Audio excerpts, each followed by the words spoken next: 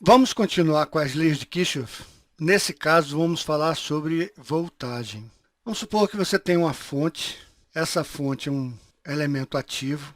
Ela está aumentando a tensão e você tenha uma resistência onde você está caindo a tensão. Vamos colocar um referencial aqui de 0 volts. E você tem essa tensão de 10 volts. Significa que, ao passar por essa tensão de 10 volts, você aumenta seu potencial, que era de 0 volt, para 10 volts. No circuito passivo, nós caímos do maior potencial para o menor potencial. Por isso que o sentido da corrente é neste sentido.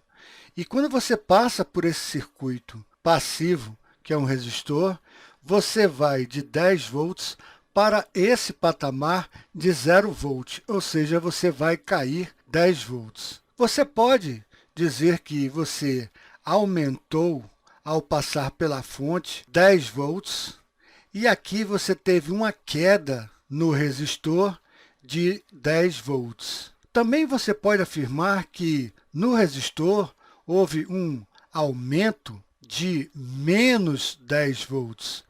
Então, a lei de Kirchhoff diz o seguinte, que a soma das voltagens que você aumentou menos a soma das voltagens de queda tem que ser igual a zero. Vamos colocar outro exemplo.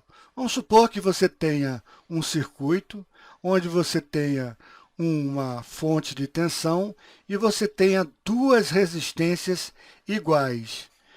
As duas resistências iguais são colocadas aqui apenas para, como o divisor de tensão que vimos no vídeo passado, nós temos 10 volts, aqui vai cair 5 volts, e esse patamar aqui vai ser de 5 volts em relação ao referencial de 0 volt que nós estamos tomando. Ou seja, se você pega um ponto e você arrodeia essa malha, você sobe 10 volts, ou seja, você está em 0, vai para 10 volts. Aqui você caiu 5 volts, ou seja, houve uma queda de 5 volts, portanto, esse patamar está com a voltagem de 5 volts, e aqui, novamente, você caiu 5 volts, ou seja, novamente, a soma dos aumentos menos a soma das quedas vai ser igual a zero. Em resumo,